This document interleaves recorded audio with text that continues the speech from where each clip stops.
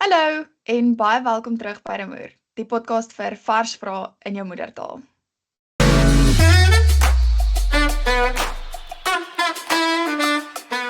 So as jy al ooit gewonder het wat werklik in jou lewe verander wanneer jy 'n ouer word, nie net jou daaglikse roetine hoe dit verander nie, maar hoe jy jou identiteit en jouself sien, dan is hierdie die episode vir jou. Vandag gesels ons met iemand wat al baie tyd spandeer het om in die hart van eerlike gesprekke en stories oor ouerskap en ma wees spesifiek te sit. Daniella van Heerden, sy is 'n joernalis, soos wat hulle sê 'n kommunikasiekenner en ook 'n bekroonde TV-aanbieder. Sy is ook die ma agter die mikrofoon vir Ma en 'n mikrofoon. Dis 'n Afrikaanse podcast vir ouerskap en vir ma's om vir hulle 'n veilige ruimte te gee om mekaar advies te deel en gesprekke te hê oor hulle ervarings en dan natuurlik gemeenskap te bou soos wat ons maar hier ook doen. So vandag is sy hier om met ons te praat oor hoe 'n vrou se identiteit verander wanneer sy 'n ma word, hoe 'n mens miskien emosioneel kan voorberei vir dit, vir ouerskap. Ja, Daniella, baie dankie. Ek gaan oorgee aan Alnike om vir ons af te skop met 'n vraag. Hallo Daniella, my eerste vraag is, ek weet nie of dit 'n moeilike vraag is nie, maar kom ons kyk hoe jy dit antwoord en dan vat ons dit van daar af, maar my vraag is, wat beteken dit om 'n ma te wees? Sjoe, dankie julle, en vir daardie bekendstelling. Nou wil ek ook nou net sê, alles wat ek hier gaan sê, praat ek maar net uit my eie oogpunt. Ek is nou geen, hulle sê altyd as jy ouer is, dat niemand se kennis is vir almal van toepassing nie. Ek is beslis nie 'n kenner oor ouerskap nie. Dis eintlik hoekom ek ook die podcast begin het, want ek het besef, ek is 'n ma en ek weet niks help. So ek is nou regtig nie 'n ouerskapskenner nie. Ek is ook maar net 'n nuuskierige ma met 'n journalistieke agtergrond wat besef het daar is mense wat baie meer as ek weet. En daarom vra om meer te weet en self meer te leer. So ek wou net daai disclaimer eers sê. Sê net weer jou vraag voordat ek nou weet ek antwoord dit ooit kom te bonde. Dis okay, wat beteken dit om 'n ma te wees? Wel, ek dink ons kan seker tegnies en onemosioneel antwoord om die vroulike ouer van jong kinders te wees, maar ek dink die antwoord wat nie enige ma nie, ek praat nie namens alle ma's nie, maar soos wat ek nou ma's leer ken het in die podcast, dink ek sal dit 'n antwoord wees wat meer hart het en wat ek ook sal sê om die verantwoordelikheid te hê om klein mense groot te maak, die reuse verantwoordelikheid tot die beste van jou vermoë natuurlik, om die een ouer te wees van hierdie klein mensies en hulle te begelei deur die lewe, beide die fisiese groot word en hulle is hopelik sterk en gesond groot kry, soveel tot jou vermoë, maar ook emosioneel en dis waar die eintlike uitdaging lê. Dink jy, as ek en Alnike, ons het nou hier so albei. Dink jy dit is iets waarvoor mens kan voorberei? Soos ek weet, ons het praat gereeld op hierdie podcast ook oor hoe mens partykeer in jou feminine inlean. So ons is redelik, ek neem aan ons audience is nou al redelik bekend as ons praat oor vrouens wat dalk meer in hulle feminine is, soos jy het nou gesê, meer die emosionele kant dalk het. Is dit iets wat mens het as 'n ma, of is dit iets wat mens moet voorberei voor? Kom dit natuurlik? Wat was jou ervaring rondom dit? Ja, dis eintlik so 'n goeie vraag, Anlou. Jy kan natuurlik voorberei, soos met enige iets, as jy sê nou maar 'n maraton gaan hardloop of die Comrades, al het jy dit nog nooit gedoen nie, is daar nodige dinge wat jy moet doen. Jy gaan nou nie net eendag gaan inspring in die Comrades gaan probeer hardloop nie. Jy gaan waarskynlik nie baie goed doen nie en dalk selfs baie erg beseer word of dit selfs dalk nie oorleef nie. So ek dink ouerskap is dalk dieselfde. Jy gaan oplees en met ander praat wat al daardeur is, en ek dink die belangrikste is eintlik dat hopelik is die behoefte daar geplant om 'n ouer te wil wees. Daar is natuurlik ook mense wat onverwags swanger word en dalk nog nie 'n ouer wou wees nie en dan wonderlike ouers is. Maar ja, jy kan voorberei, maar dan eweneens, dit is ook 'n reis wat jy gaan dit moet doen en jy gaan geen kennis hê nie. So daar is sekere dinge wat jy nie kan voorberei nie en wat uniek tot jou situasie, jou kind, jou verhouding met jou man gaan wees as jy weet. En party mense, ek praat ook natuurlik oor ouerskap, is beide mense natuurlik wat kies om dalk kinders aan te neem. Dit is nie net iemand wat dalk die babatjie gedra het vir 9 maande nie. Die ouerskap lyk verskillend vir verskillende mense.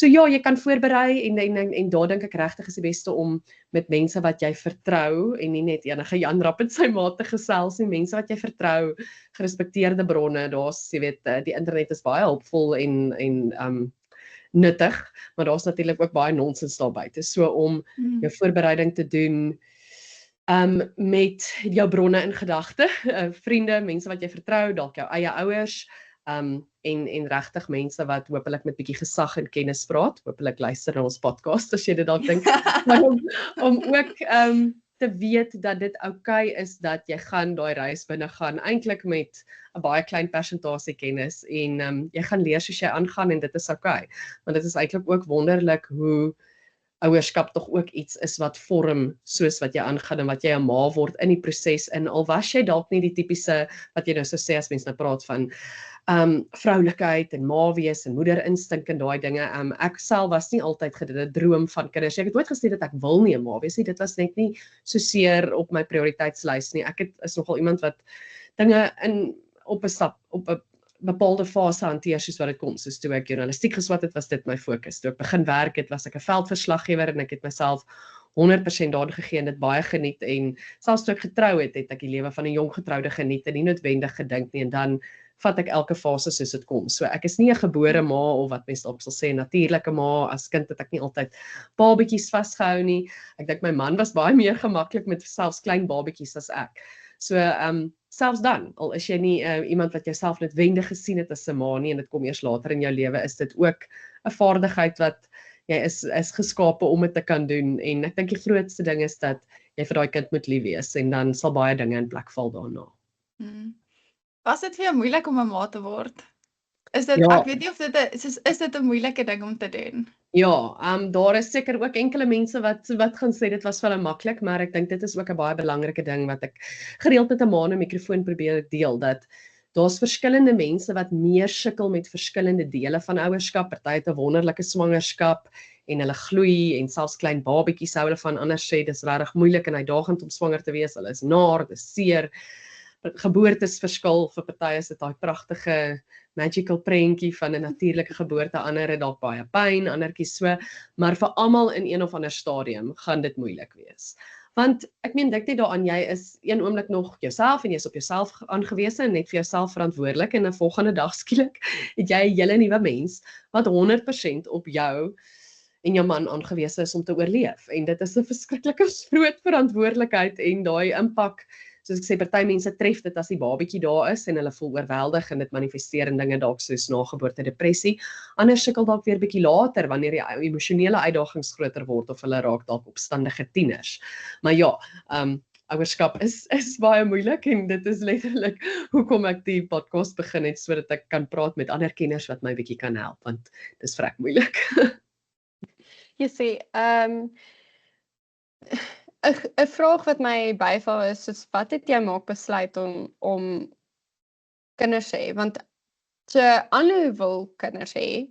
Ek is like nee, maar dit klink verskriklik erg as ek hierdie sê, maar ek sal hoe ek nou voel, at least ek gaan definitief nie nou binnekort 'n kind hê nie, maar hoe ek nou voel is ek sal 'n kind hê vir die ervaring daarvan.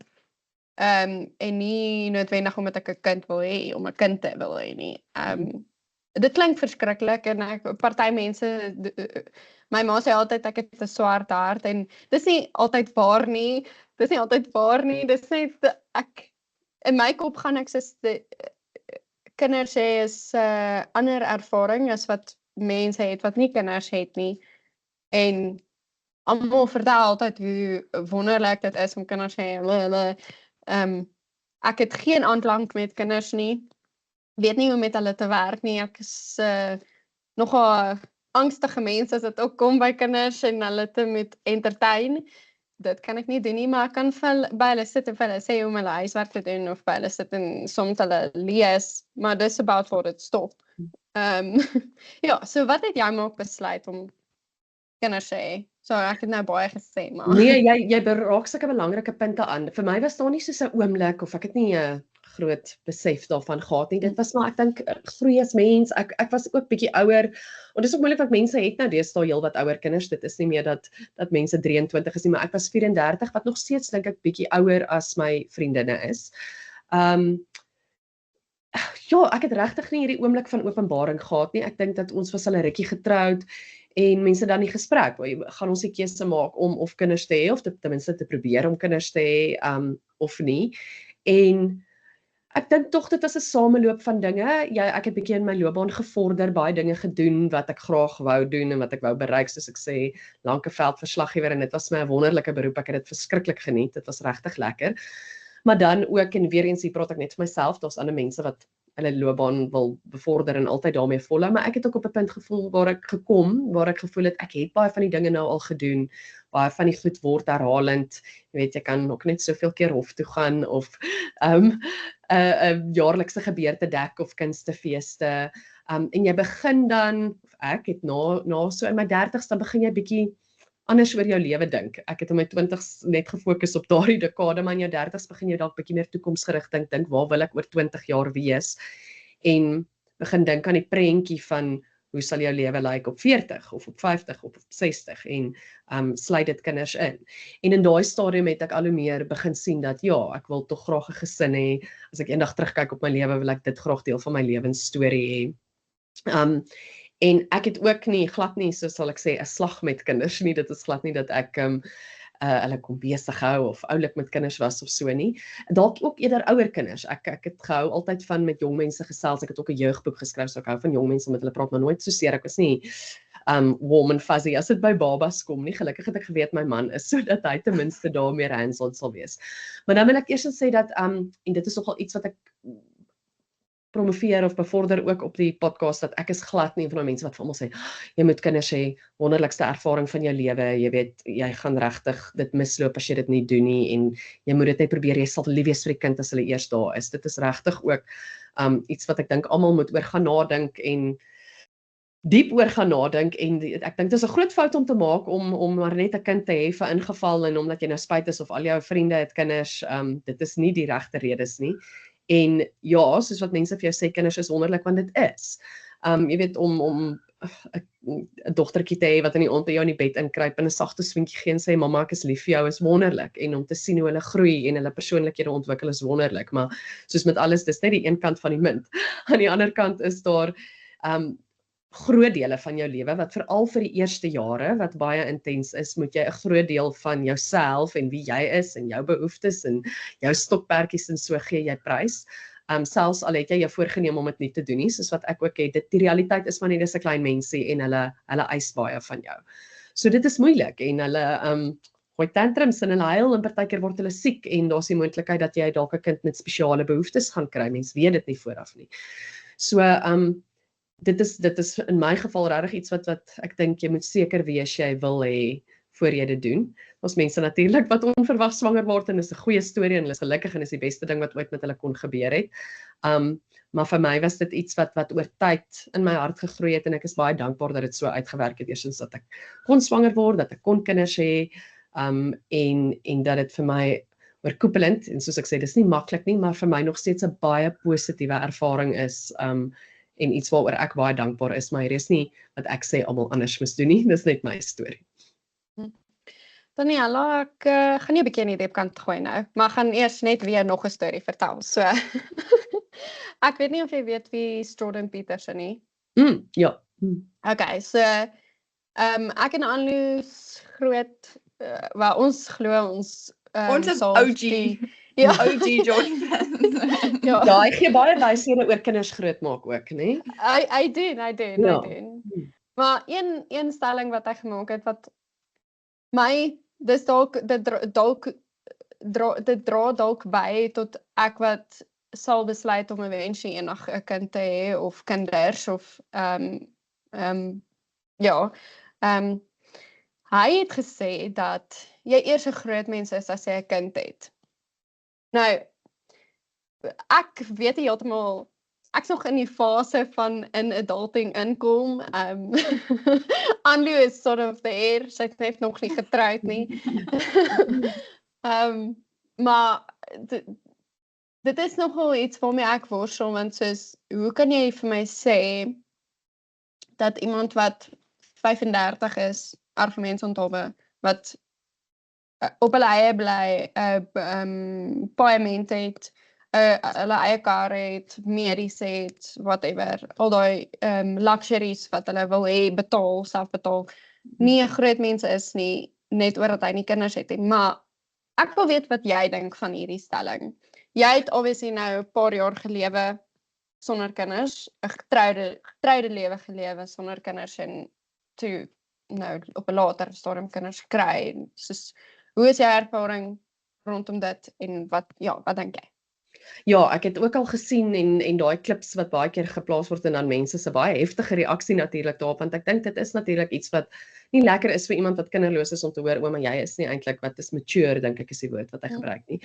Ek verstaan wat hy probeer sê, maar ek dink tog dit is nie waar nie, want eerstens ek dink dit is in baie gevalle 'n baie volwasse besluit vir baie mense om te sê ek het nie kinders nie oor X, Y en Z rede, en baie keer is dit dat ek het geweldige dalk trauma uit my kinderjare, of ek dink nie ek gaan 'n goeie ouer wees nie, so ek dink is baie keer 'n baie volwasse besluit om te maak om nie kinders te hê nie, en dat daar baie mense is wat om verkeerde redes kinders het en dan baie skade aan hulle kan doen, of iemand wat dalk baie graag sou wou kinders hê, maar weens hulle lewensomstandighede nie kan ouers word nie.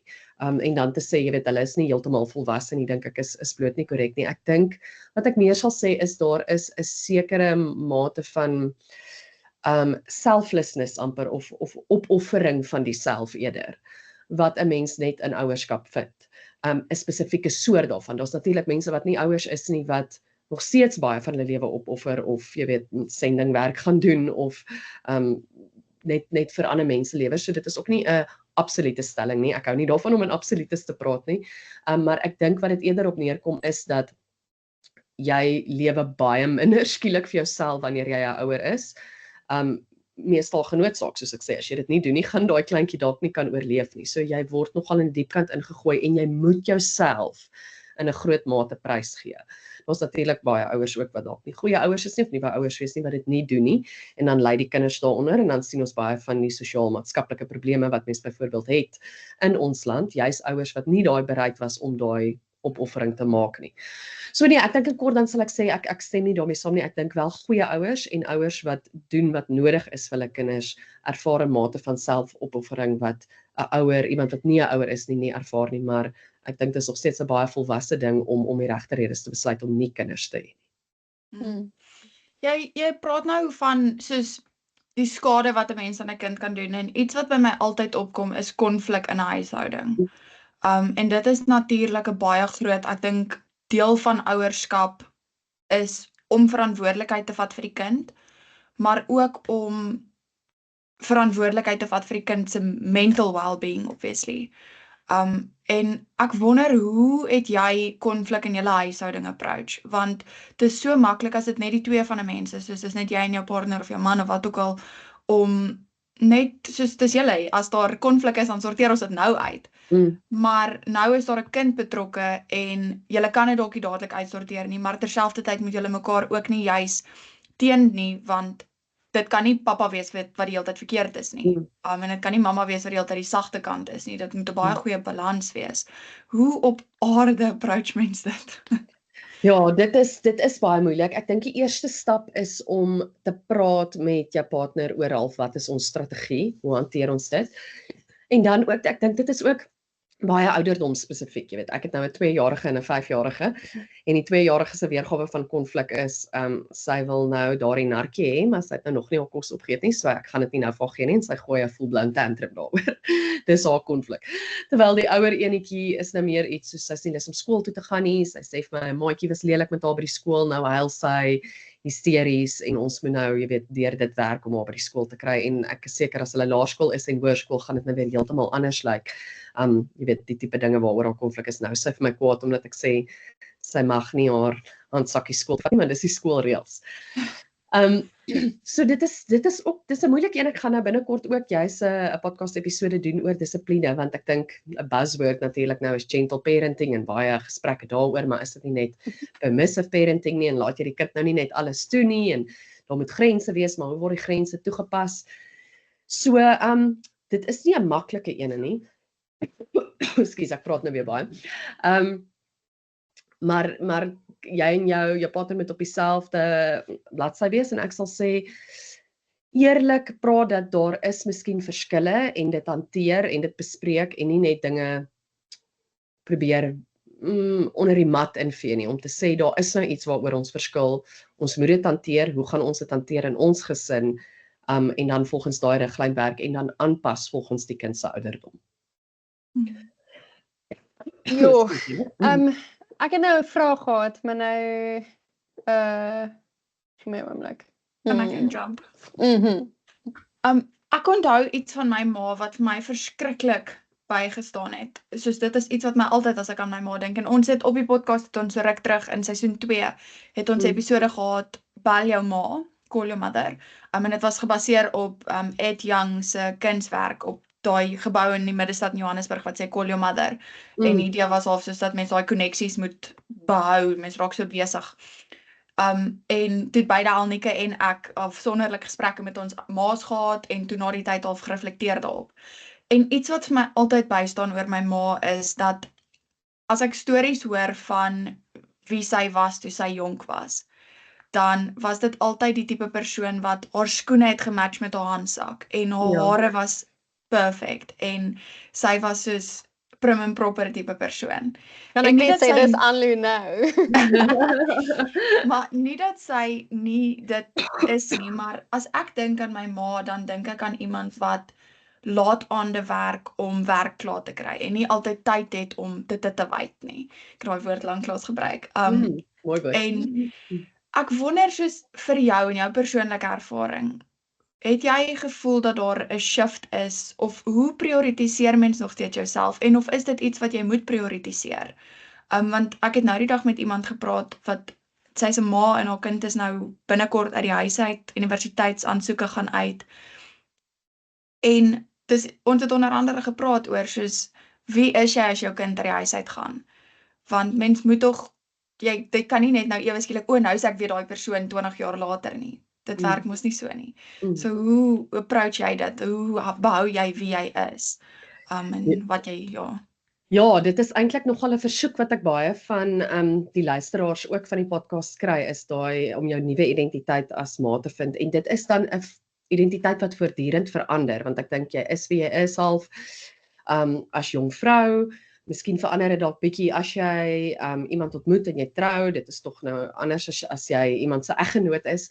Maar 'n baie groot identiteitsskuif en een wat voortdurend verander wanneer jy kinders kry, want eers is jy swanger en dis iemand net en dan het jy 'n nuwe mensie. Dis die grootste een om daai skuif te maak. En dan jy weet ouer kinders wat jou al hoe minder nodig het. Dit is vir party mense lekker en hulle hou daarvan om 'n bietjie meer tyd te hê. Vir ander is dit moeilik. Hulle hou daarvan om to be needed deur hierdie kind en dan as hulle tiener word en hulle is nie meer so afhanklik van jou nie, is dit moeilik. En ek het dan juist onlangs ook 'n episode gedoen oor die leeunes. En as jou kind nou die nes uit gaan en daai. So, goeie vraag, want dit is absoluut 'n groot deel van dinge in my ervaring en wat ek sien waarmee ma's nogal worstel. En wat jy gesê het, soos tyd en om jouself reg te maak, dit is 'n groot verandering. Veral vir my wat ook ek dink dan soos jy en jou ma is, ek hou nogal voor die tyd of toe ek jonger was, het ek 'n modeblog gehad en al die tipe van dinge. En ek sal nie sê jy verloor dit nie, maar die realiteit is daar's mos daai amper stereotype van die fitness influencers wat sê, we all have the same 24 hours in a day. En nooit kom jy agter daar's nooit meer wat jy agterkom, dit is nie waar nie, as wanneer jy 'n ma is. Want dink nou net, as ek nou dink hoe het my dag gelyk toe ek jonk getroud was en jy weet dinge wat ek en my man oor naweke gedoen het en voor ek gaan werk het ek in die oggende, ek het later eers ingegaan werk toe veral toe ek in Niesesser was, het ek so 12 uur 1 uur die middag gaan jy in en dan werk jy tot die aand. So my oggende was oop en ek kon gaan gym en dan nog 'n bietjie winkel toe gaan en dan ek meen dit is net logies. Nou is daar skielik 2 klein dogtertjies en hulle moet opstaan, aangetrek word vir skool, kospakkies gepak word. En ek onthou ook toe dit vir al 'n klein babietjie was en ek moes na kraamverlof terug gaan werk. Dit was een van die groot kop skuwe wat ek moes maak was regtig vir my 'n krisis. As ek nou terugdink, voel dit amper belaglik, maar ek het gedink, hoe gaan ek myself en hierdie baba in die oggend betyds reg kry, alles reggemaak melk uitgepomp, bottels gepak, ek moet haar gaan aflaai by 'n crash, dit was nog in COVID gewees, ons nee nie gehad nie, myself regkry, hoe gaan ek betyds by die werk uitkom, want dit het vir my net 'n oorweldigend gevoel, net om myself en 'n baba reg te kry vir die dag. So ja, dit is seker een van die groot aanpassings en een van die moeilike goed, maar dan ook, dan vind jy weer jouself, jou ritme, 'n nuwe weergawe van jouself. Daar's dinge wat dalk wegval, en dinge wat jy weer later vind. En ek dink dit is dan belangrik om te fokus op seisoene. Wanneer jy 'n klein newborn baba het, is dit nie jou seisoen om te floreer en al die dinge te doen wat jy gewoonlik gedoen het en jou stokperdjies en jy weet 'n holistiese gebalanseerde mens te wees nie. Jy is nie gebalanseerd nie, jy sien om na 'n klein mens 24/7. En dan later is daar weer 'n skuif en dan gaan hulle dalk skool toe en dan moet jy dalk weer jouself herontdek en hou ek nog van die dinge waarvan ek gehou het. En dit is partykeer ook goed. En ook baie in die podcastgesprekke, maar ja, dit is belangrik om veral soos die kind dan nou groter word, weer jouself te vind in jou eie dinge en daai baie mense gebruik hierdie aanhaling op die podcast, so dit is nou so 'n bietjie geëik, maar dit is wat baie mense sê, you can't pour from an empty cup. Ek hoor dit keer op keer. Maar dis moeilike goed, maar dit is dinge wat jy moet vind en met vriendinne oor praat en dan weer jou nuwe identiteit as ma, maar ook die mens wie jy is vestig. Maar dis nie maklik nie, maar dis belangrik. Daniella gaan nou weer lang storie praat, want ek het dis basies my opinie 2 vrae, maar dit relate aan Lucin. So, ek gaan vir jou vertel hoe ek my ma ervaar het en dan jou vra hoe jy dit approach en ook, okay. So, my ma, as ek dink aan hoe my ma my groot gemaak het, is hoe ouer ek geword het, hoe meer het my ma haarself vir my gewys. So nou, ek en my ma is soos, ek wil nie sê vriendinne nie, sy is nog steeds my ma, maar ons kuier saam. Ek en my ma gaan saam na, ons is baie lief vir musiek, so ons gaan na Tikkie se orkes en ons gaan na 'n show by wherever, Botaniestein of wat ook al. So ons kuier baie saam, maar as ek dink aan toe ek baie jonk was dit was nie hoe my ma was vir my in daai oomblik gewees nie. Ek sou sê hoe jonger ek was, hoe ouer ek geword het my ma meer haarself, so ek dink nie my ma het ooit regtig, sy was nog altyd die mens wat sy nou is, maar ek dink nie sy het ooit regtig dit bewustelik gedoen nie, miskien het sy, ek weet nie, ek het actually nog nooit hierdie vraag vir my ma gevra nie, miskien moet ek, maar hoe ouer ek geword het en hoe meer ek van die wêreld verstaan het, hoe meer het ek haar leer ken as 'n persoon en nie net as 'n ma nie. En ja, my vraag met dit, I guess, is hoe sal jy dit approach? Jy is 'n ma van 2 dogtertjies. En ek dink dit is belangrik vir 'n dogter om 'n ma te ken in daai sin en te besef dat die lewe nie net gaan oor ouerskap en ja, en dan die ander ding is similar met dit, hoe ouer ek geword het, hoe meer het my ma, ons het nooit, lang storie, ek sê jammer, maar ons het nooit hierdie gehad wat my ma gegaan het, sy gaan nou met my sit en sy gaan nou met my praat oor die blommetjies en bytjies, sy het nooit so met my gepraat nie, bygesê, my ma se apteker, sy's 'n baie analitiese mens, en ek onthou, ek was baie jonk gewees, en ek het vir haar gevra. Onthou jy dit? Ja, ek onthou dit. Ek het vir haar gesê, ek het in die bad gesit en sy het by my gesit, en ek het vir haar gevra, so, 'n seentjie se ding word hierdie genoem, wat word 'n meisie sin genoem, en sy het altyd, spesifiek, ek wil nou nie te persoonlik raak nie, maar sy het altyd 'n spesifieke woord. 'n troetelwoord. Ja, 'n troetelwoord. En sy het vir my gesê, en ek het immediately vergeet, ek was regtig jonk, ek was soos 4 of something, en sy soos, Ek vra toe vir haar weer, maar ek het nou vergeet, so asseblief vertel my weer. Toe sê sy nee, ek sal onthou as ek ouer is. En ek het braggies onthou, clearly. So, okay, by die storie, hoe ouer ek geword het, hoe meer het my maale soos dit, ek wil nie sê opgebring nie, maar hulle, as ons gevra het my ma, ek onthou my broer, sy vra en my pa sou geantwoord het, of my ma sou geantwoord het, dit was nooit 'n onding gewees nie. En hoe ouer ek geword het, nou maak ek jokes met my maale, soos dis nou regtig nie meer, dis nie taboe nie, dis nie. So ja, my vraag is, hoe approach jy dit en hoe het jy al hierdie gesprek met jou man gehad oor, sal jy okay wees daarmee as jy sê maar nou 50 is en jou dogters is tieners en hulle begin saam met jou kuier en saam met jou groot mens gesprekke hê? Ja, dis 'n ek praat ook nogal, dis 'n goeie vraag want ek praat baie in die podcast so oor. Ek dink ek gaan dit met 3 dinge probeer antwoord. Dit fases en kommunikasie en verhouding. So daai wat jy gesê het van jou ma wat meer van haarself gewys het soos jy ouer word.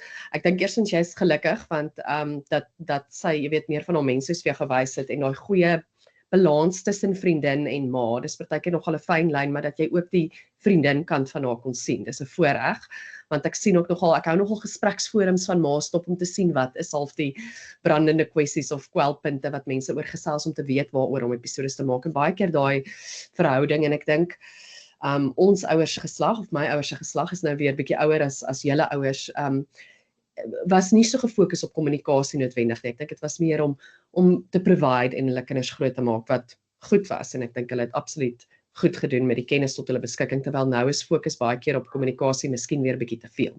So, terug by die punte, fases, dat ek het nogal met Hetty Brits, wat 'n ouerskapkenner is, en sy het die boek geskryf van die bome, wat verskillende kinders verteenwoordig, en sy het ook eerlik gesê dat daar's verskillende fases van ouerskap wat verskillende mense lekker is. Ek sien dit met my vriendinne ook. Party is mal oor daai newborn en hulle hou van 'n babatjie wat hulle kan koester, en dis dalk iemand wat baie fisies gefokus is, as ons nou weer dink aan love languages, nê. En anders, soos het hy self sê, sy het weer gefloreer toe haar kinders ouer word, en hulle is hier so einde laerskool, hoërskool, wat sy met hulle kan praat en saam met hulle dinge doen. So ek dink ons moet ook begrip hê vir dat jy gaan nie die 100% ouer vir jou kind kan wees in elke fase nie. Jy is ook 'n mens met jou eie voorkeure, en soos ek byvoorbeeld, die klein babatjie was vir my nie sleg nie.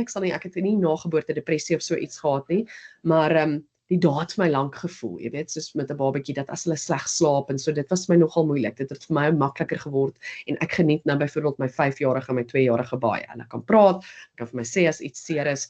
Ek geniet hierdie fase baie. Ek weet nie of gaan ek die tienerfase so geniet noodwendig nie. Ek hoop ook so.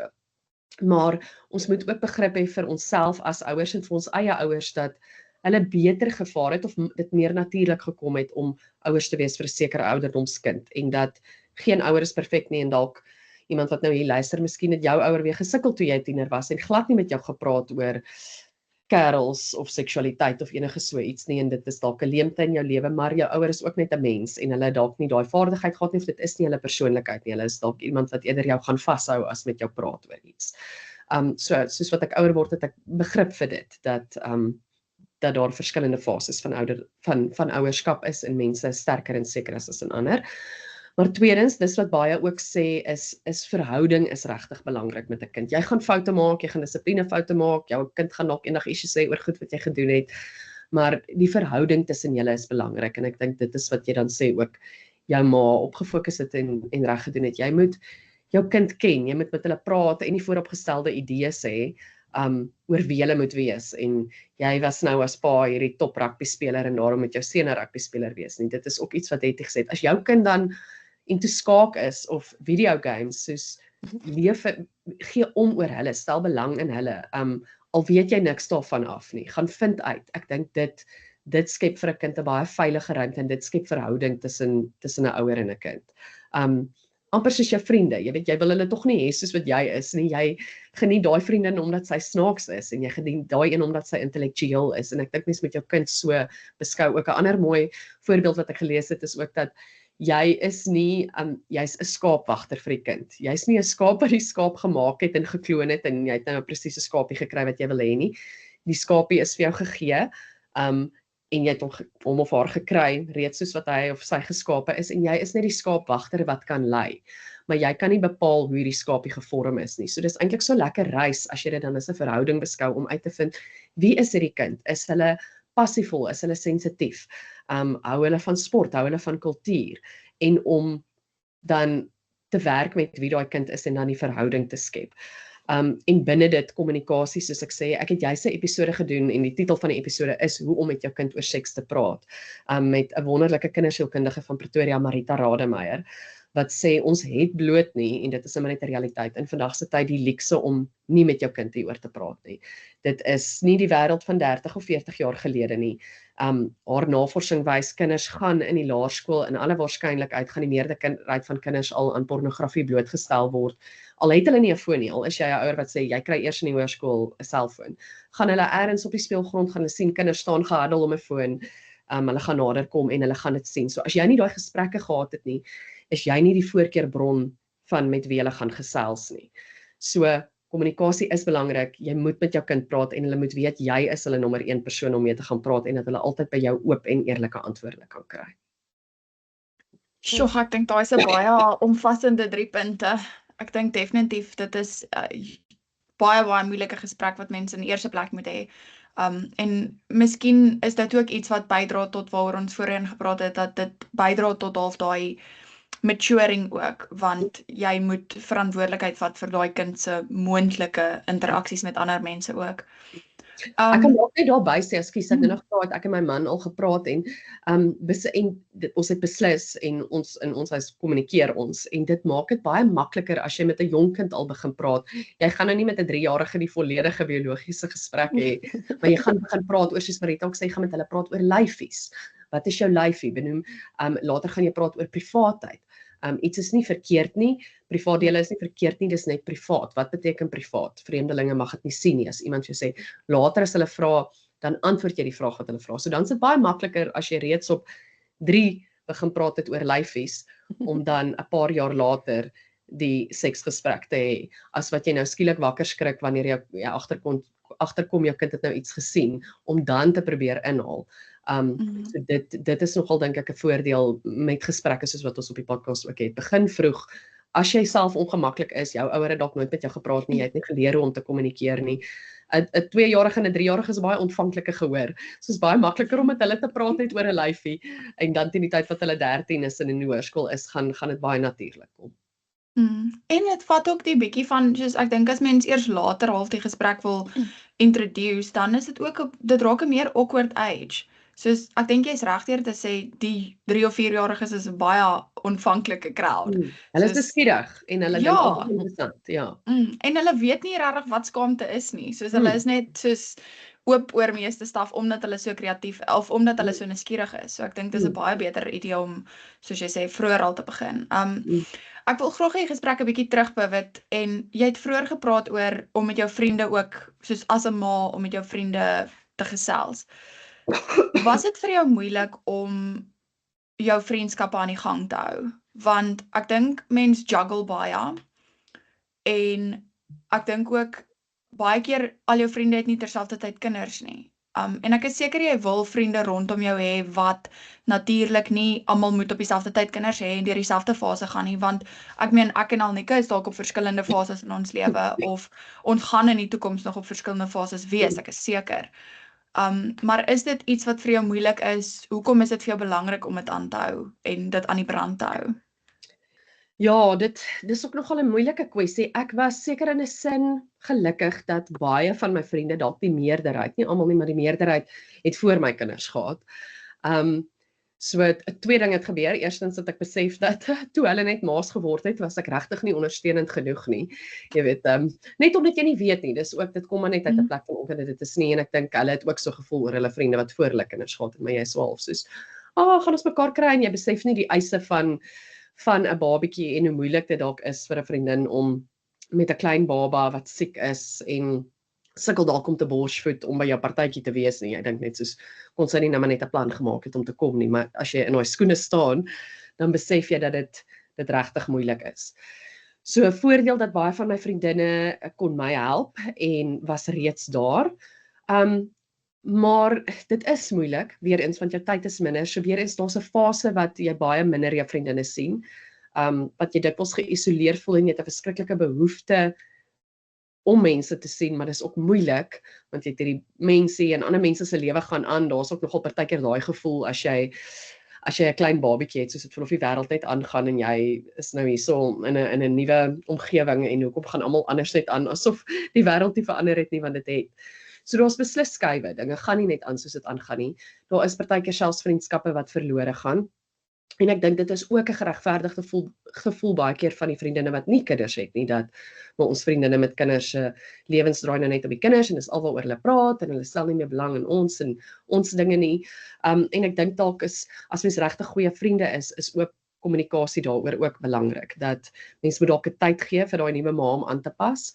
En dan jy weet, as mens regtig goeie vriende is, om te sê, ons vriendskap is nou anders, ons het minder tyd wat ons saam kan spandeer, hoe kan ek jou as 'n nuwe ma beter ondersteun, en eweneens, hierso ek voel dalk wat nie kinders het nie, ek wil daarom nog steeds jou vriendin wees, ek voel dat jy dalk meer kan doen om my so te ontmoet halfpad en praat, soos met baie dinge, soos maar in 'n huwelik ook, nê, dat daar's groot veranderinge in die vriendskap, een se lewe het dalk drasties verander.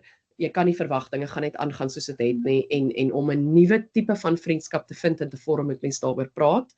En uit die ma se perspektief, jy gaan nuwe vriende maak, skielik gaan jou kind dalk na 'n crash of 'n speelskooltjie toe gaan, so dit gaan dalk jou nuwe kring wees, mense wat in dieselfde tipe van omgewing as jy is, vriendinne wat jy dalk gehad het, wat gedraai het om stokperdjies of dinge wat jy nou nie meer doen nie, gaan jy dalk verloor, maar dit is ook maar die natuurlike verloop van die lewe, net soos wat jy baie goeie skoolvriendinne gehad het, wat dalk nie universiteitsvriendinne gebly het nie, of iemand met wie jy baie goeie vriende was toe jy saam gewerk het, maar toe julle nie meer saam werk nie, toe is daai vriendskappe ook nie meer daar nie, so dit gaan ook gebeur, maar ek dink daar's 'n aanpassingsfase, weer eens as hulle so klein is en jy vind jouself nog, en dan later, dan vorm jy die nuwe identiteit, tel weer ou vriendskapsbande op, maar ontwikkel ook nuwe vriende, en sommige verloor jy maar langs die pad, maar ek dink as jy regtig voel dat jy dit mis, of iemand mis, of mekaar dalk nie meer so vind nie, om eerder daaroor te praat, as om dit op te krop, en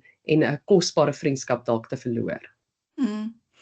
Ons het 'n rukkie terug op die podcast het ons iemand opgehaat wat gepraat het oor om jouself te leer ken. En ek wonder of het jy jouself beter leer ken deur jou kinders? Of voel jy dis iets wat jy op jou eie ontdek? Dis 'n baie goeie vraag.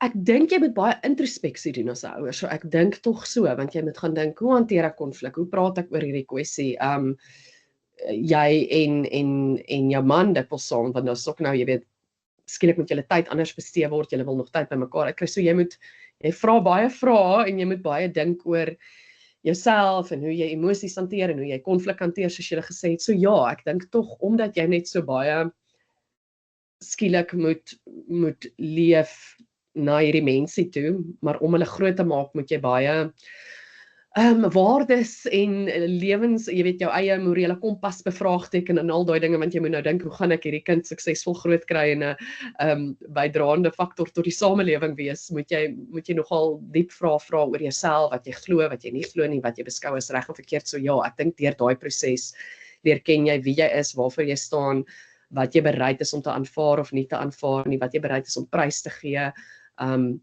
is nogal existential dinge eintlik wat jy bepeins wanneer jy 'n ouer is. Ja, en ek dink, en dis wat ek sê dit op omtrent elke liewe podcast, maar dis wat ek like van wat Jordan Peterson sê, en wat vir my regtig meaning in die lewe gee, is die sense of verantwoordelikheid. En ek dink deur daai verantwoordelikheid, al is dit in wat ook al vorm, want ek het onlangs ook, het ek met iemand gepraat, juist wat geluister het na die podcast, en wat toe gesê het, maar mens moet versigtig wees om, ja, ek sê altyd verantwoordelikheid is belangrik, maar verantwoordelikheid beteken vir verskillende mense verskillende goed. En vir een persoon is dit dalk, okay, ek vat verantwoordelikheid en ek gaan my bed opmaak vanoggend, of ek vat verantwoordelikheid en ek gaan vasgoed doen of wat ook al. En vir ander mense is dit ek gaan 'n kind hê en ek gaan op daai manier verantwoordelikheid vat. Maar die waarde van verantwoordelikheid vat is ook dat jy iets oor jouself leer deur daai verantwoordelikheid te vat. En ek dink dis iets wat my probably hoopvol maak oor om eendag 'n ouer te wees en 'n ma te wees, is daai dat ek ook deur dit iets oor myself kan leer. Maar miskien teen die tyd wat ek 'n kind het, mature ek en dan gaan dit nie oor my nie en dan gaan dit nie oor wat ek oor myself kan leer nie.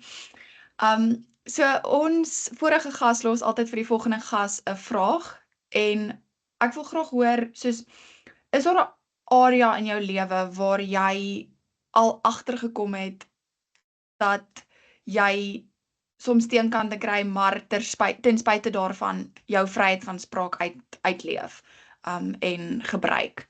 Al is daar party mense wat teenkanting gee. Kan ek dit spesifiek noem? Ja, wel as jy gemaklik is daarmee by al mense. Nee, ek en my man praat ook nogal baie oor en dit gaan ook oor baie van hierdie sosiaal-maatskaplike gesprekke en gesprekke wat op sosiale media is en alsmaar ek hou nogal nie daarvan en ek sien dit is baie, ons daarom nou ook meer teenkanting daarvoor. Ek ontken nie dat vroue dikwels, as ons nou dink aan dinge soos geslagsgeweld en jy weet lande waar daar verskriklik teen vroue gediskrimineer is nie, dat daar baie uitdagings is om 'n vrou te wees, maar ek hou nogal nie daarvan om en dit is dikwels in die mothering kringe ook, jy weet die hele ding van die mental load wat ma's so dra en ons het dit soveel moeiliker en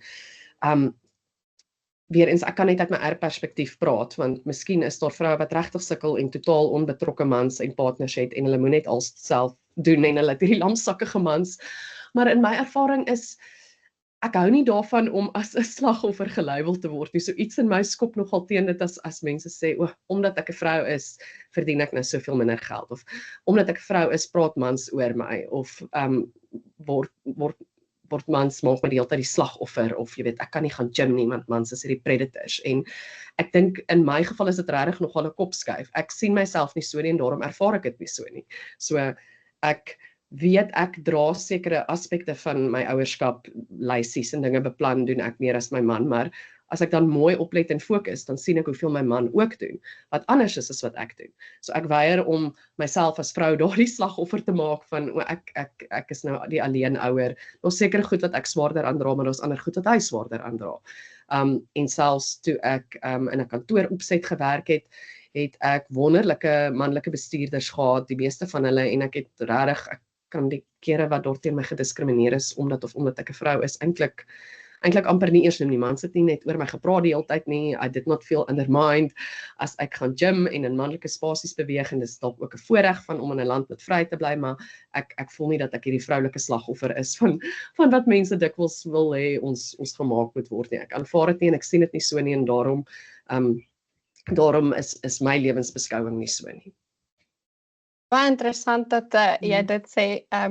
Ek moet sê, Anlou werk nog, vanaf sy begin werk het nog net by die ERR. Ek doen nie. En my ervaring is dat die feeling of being undermined en oorgepraat word, kom meer van kantoor af met meer vrouens as meer mans, wat baie funny is, maar anyway, moes net daai uitgooi. Ja, en die kere waar daar wel dalk sê net maar konfliksituasies of so was, het ek dit baie ervaar as die individu, eerder as geslagsrolle. Mans praat oor die flou, daar was moeilike individue wat ek al dalk mee saamgewerk het, maar ek kan regtig nie sê my manlike kollegas was problematies gewees nie, inteendeel, soos ek sê, ek het wonderlike vroue bestuurders van base en mentors nog my hele loopbaan gehad, en dis hoekom ek 'n groot deel van my loopbaan ook het ek bestee aan vroue, maar in 'n positiewe lig. Ek het nog altyd as verslaggewer stories vertel van vroue wat wonderlike empowering goed doen, die tannie wat 90 was, wat 'n advanced driving course gedoen het en om Kailami gaan jaag, die meisie wat op 17 die jongste leerling vleienier was. So dit is altyd vir my soos my voorbeeld van sterk vrou, en ek hou van vroue en vroue stories vertel, maar ek net so kan ek nie erkenning gee aan die wonderlike rol wat my manlike kollegas, base, mentors gespeel het nie, en sal ek nie sleg praat van mans in die algemeen as 'n geslag, en dis daarom nou al 'n paar jaar later, maar die hele men not trash ding, ek het te veel wonderlike mans in my lewe wat te veel vir my beteken het en vir wie ek verskriklik dankbaar is. My eie man, pa en skoonpa in Kluis. Ja, sorry Annika, voor ek vir jou laat, ek wil net saamstem, want ek dink dis iets waaroor ons ook, soos ek en Annika voel ook baie sterk hieroor. 1, victim mentality, maar 2, dat mens moet nie 'n hele geslag, en dis op 'n stadium verskriklik prominent gewees, hoe 'n hele geslag in 'n boksie gesit word as sleg. En dit half ook reinforce 'n siklus waar mans as minder hulle self begin sien. En dit is die grootste pot nonsens onder hierdie son. So ons is albei baie lief vir mans, en het wonderlike mans in ons lewens ook. So ja, sorry Anneke. Voordat ek die laaste vraag vra, sorry, ek het nog een vraag wat nou net my bygeval het. Weer eens, jy 2 dogters. Hoe beplan jy om met jou dogters te praat oor voorbehoed? Want jy het nou net genoem soos baie sterk vroue, en ek moet eerlik wees, ek dink ons kan dankie sê vir die seksuele revolusie oor dit. Daai geleenthede sou nie daar gewees het as gevolg van, as dit nie was as gevolg van dit nie. So, hoe sal jy daai onderwerp benader met die ou dogters as hulle nou by daai tyd kom van veilige seksuele interaksies, beide vir die feit dat obviously, like, my ma sê altyd vir my, jy moet altyd 'n kondoom gebruik, want dit maak nie saak of jy op die pil is of nie, jy kan nog steeds siektes kry. So, Jou ma se apteker, né? ja. Ja, kan dit hoor. Ek kan nog nie sê ek het so pertinent ongeluk nie, want hulle is nou 5 en 3, so ek het meer in die jy weet, gedink om oop en eerlik te praat, maar ek dink as dit daarby kom met alles, ek dink dit sal ook 'n tweeledige gesprek altyd wees. Die een deel sal gaan oor die meer dalk feitelike en kliniese of biologiese aspekte, en die ander deel sal gaan oor waardes en wat ons as gesin glo, en wat 'n veilige en koesterende seksuele verhouding is, en wanneer die tyd reg is wat ons glo. In daardie sin is ek nog meer tradisioneel, en ek is ook 'n Christen, so ek sal sê ek en pappa glo dat wanneer jy die persoon ontmoet saam met wie jy die res van jou lewe wil spandeer, is dit die veiligste en die beste plek om jou seksuele te explore of dit te verken. Dis maar I'm making this up as I go along, maar ek is nie, as jy 18 is en jy's oud genoeg om jou eie besluite te maak, dan moet jy dit self doen, en hier is die feite. En ek het nou die dag, ek was juist in die week by my ginekoloog gewees, en sy het so oulike plakkaat gehad terwyl ek vir haar gewag het, wat ek gekyk het, wat letterlik al die verskillende soorte voorbehoeding en die voor- en nadele van elk, en die effektiwiteit van elk. En ek sal waarskynlik so die journalistieke roete, al die inligting, al die feite gee, en dit sal die feitelike gesprek wees, maar dan sal ek ook 'n meer emosionele gesprek hê, en dan ook altyd eindig met onthou, jy weet, wat ook al jy besluit, ek is altyd hier vir jou, en ek sal jou ondersteun, maak nie saak wat nie. Ek dink daai is die belangrikste. Dis presies wat my ma gedoen het, en ek en Anne het 'n episode gehad met my ma oor voorbehoed.